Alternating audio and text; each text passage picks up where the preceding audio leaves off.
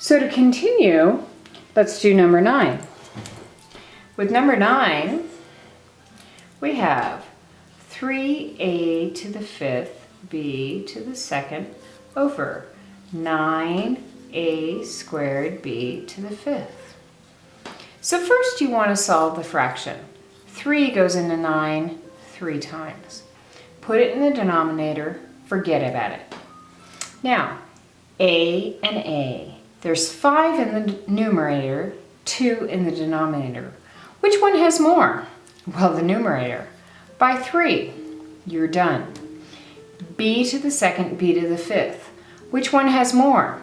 Well, b by 3.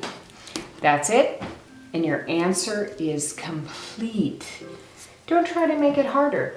Most people do. Let's look at 15.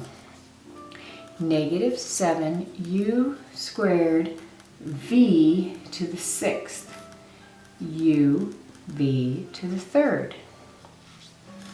Okay, what's our numerator? Well, negative 7 is our integer.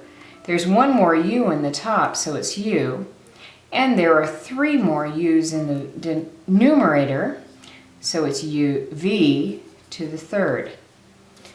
What do we have in the bottom? Well, it would be 1, so we don't say anything because we just kind of leave that alone. So you're done.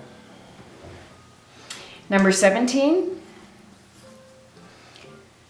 14k to the 9th, m to the 3rd, 2k m to the 3rd. So how many 2's in 14? There's 7. How many more k's in the numerator than the denominator? There are 8.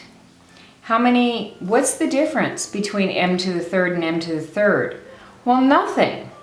So it would be m to the 0, so we don't write anything because m to the 0 is 1.